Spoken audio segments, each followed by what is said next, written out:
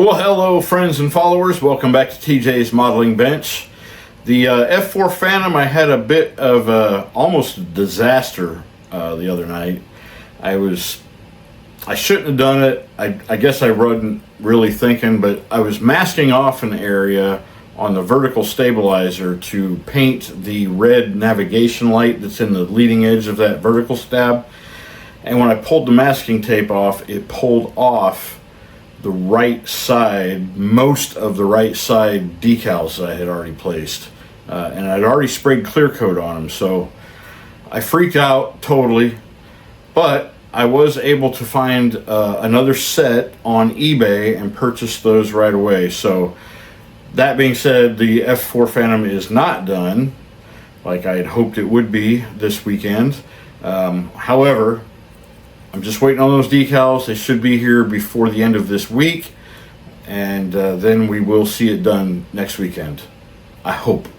I'm done making promises, but I really hope that next weekend it'll be done.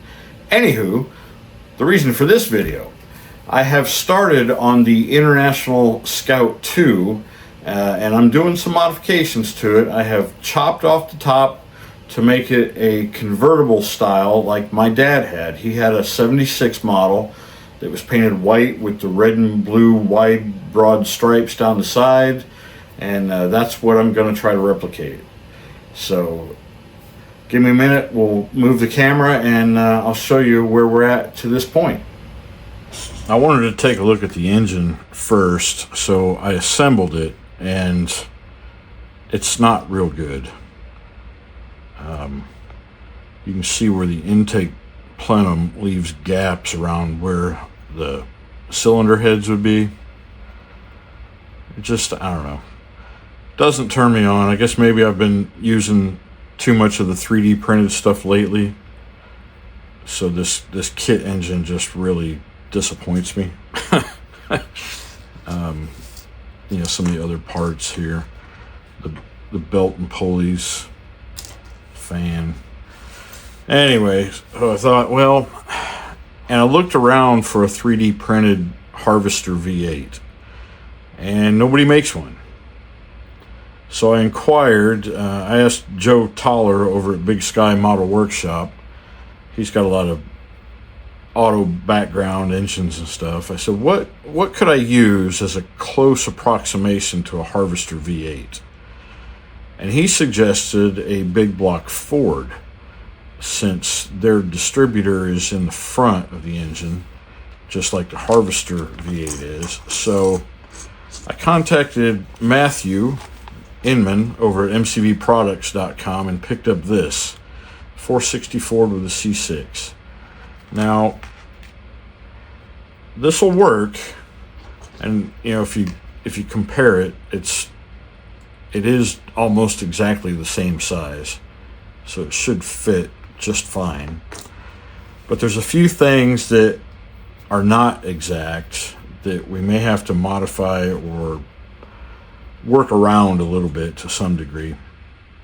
So the first thing, on the kit parts, the valve covers, they actually say International across the top here. Let me see if I can make that more visible to you. See if this does the trick.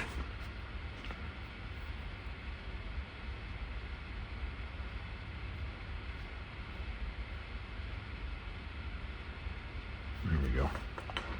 So you can see it says International, and it's on both of them actually. Now the one on the right hand side has this breather cap on it. And obviously, in our 3D printed piece here, we've got Ford valve covers with the fins on it. And that's not going to work. And they are a different shape. The Ford has a trapezoidal shape to the end, whereas the International is rectangular. So I looked through what I have in my stash, some additional parts from other 3D printed kits, and what I found, which I think I can make work, are these Mopar valve covers. Now, again, they say Mopar on the top, and both of them have the breather hole in it, which our International only has it on the one side.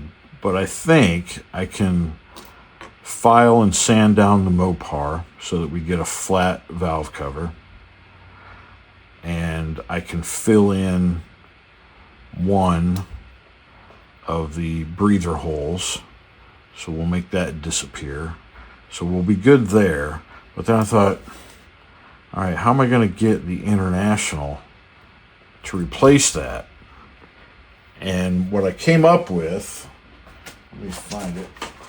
All right, so what I came up with is I used my UV resin and some aluminum foil. All right, real thin aluminum kitchen foil. This is not the heavy duty stuff. This is real thin. But I tore a piece of that off, and then I used a cotton swab, one of these pointier ones, and I burnished that down over it so that you could read it clearly. And then I took the UV resin, flipped the foil upside down, put the UV resin into the space where that was, and then cured it. And you really can't see it right now because these are clear, but it did transfer the International script. So all I got to do is probably sand these down a little thinner, and then we can put these on these Mopar valve covers. So we've got that. The other thing is our exhaust manifolds, and you can see these have more of I don't know what you call these. I say gasser style. I don't know what the true technical name is for this style of exhaust header. It's not the stock factory exhaust header, obviously. And that's all that comes in this 3D modeled kit. So some other extras I found, and I'm not sure what engine these came off of, and I don't know if I can make them work or not. So they're similar to what's in the kit for this, but as you can see, they're not identical. And they may or may not, I haven't really looked at them closely yet. Well, they probably will not fit the cylinder heads on this, so I'm gonna have to find something. But we gotta do something about the exhaust manifolds.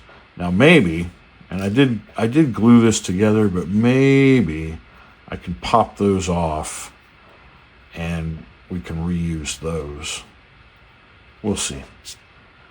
And then another thing I need to look at is, so you can see on this, our oil pan is notched out. I would say it's probably for an axle. And I don't know that the instructions are all that clear on it. But yeah, looks like maybe the axle rides across there. So, I don't know, we got some work to do. Not a problem.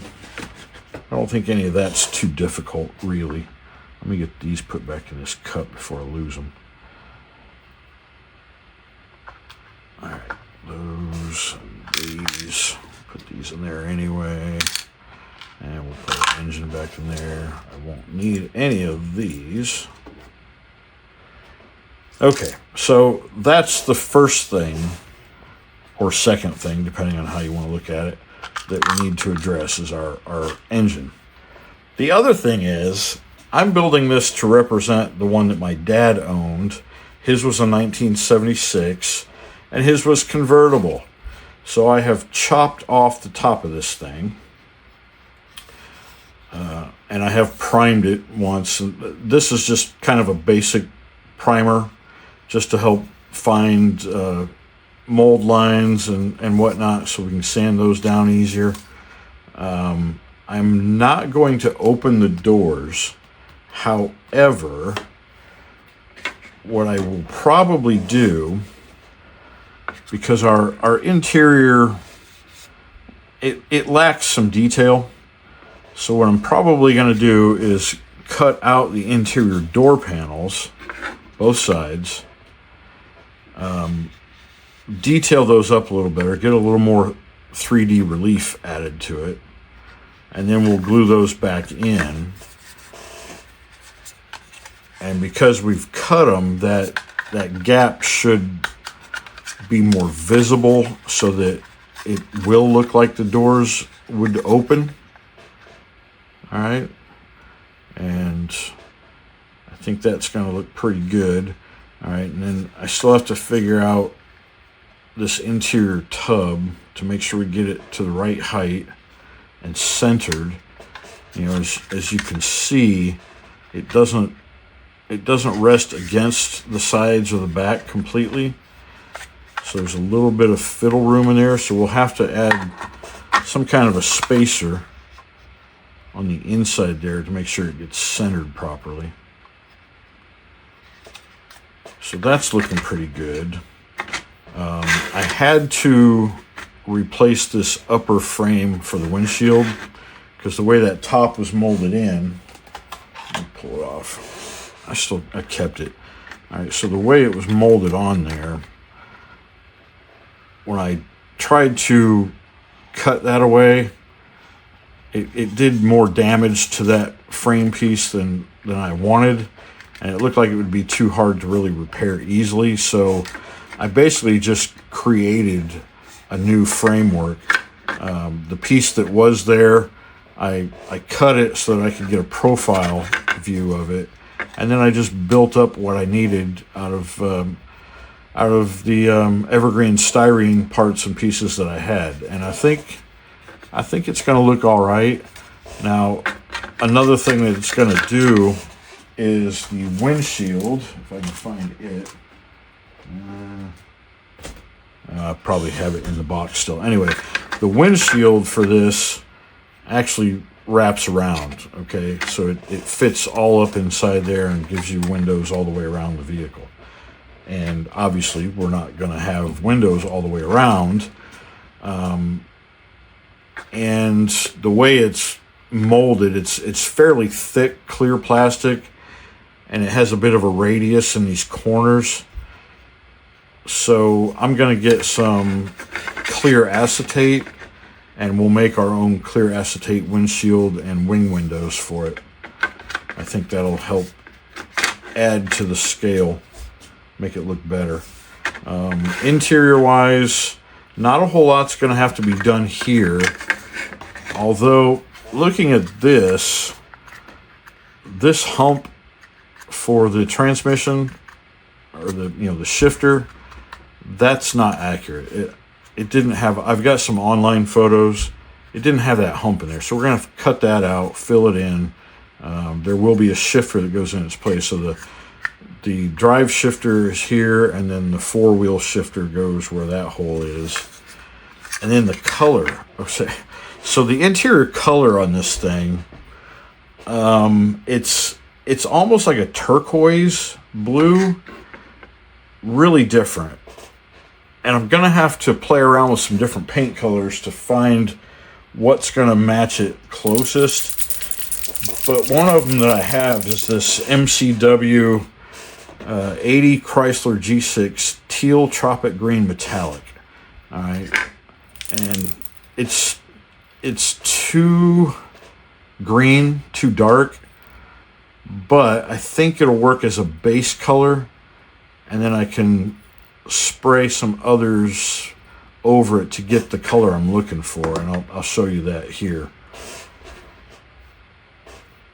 So we've got that. For our engine color, we've got just this red gloss lacquer because the International V8s were red, and I think that's close enough. It's hard to get an exact color match, but I think that's going to work all right. I will probably prime this engine using a black Mr. Surfacer primer, and then that'll help darken this red just a little bit, and I think that'll be a little more accurate with the darker base underneath it. here's the interior door cards compared to what came in the kit. You can see the kit parts have very low relief to them, so I think this represents much better. So I used half round, a very thin half round, to ring the door panel. Another piece of styrene sheet where I drilled holes and then cut a groove in using a scriber. The window cranks are 3D print. Those came actually from mcvproducts.com.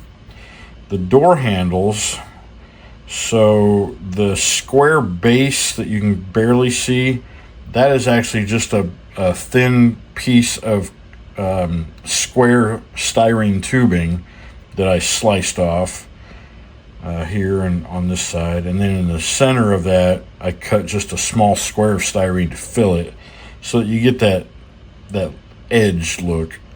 The handles themselves are more of that same square styrene stock that I cut off another slice of it and then cut that slice from corner to corner and then cut down a little bit on one side for each of them so that you kind of get that pole handle look to it.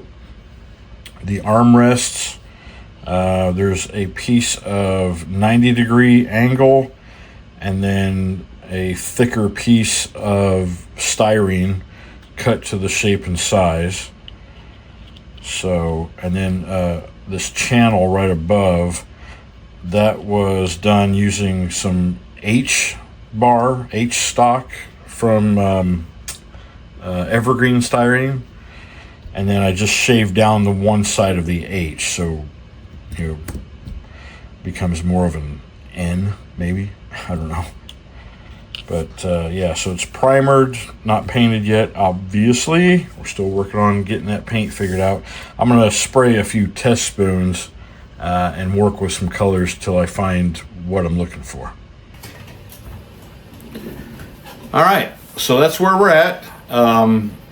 This will be the last project build, more than likely, before Nationals in August. I've got, I think as of today, like 7 weeks.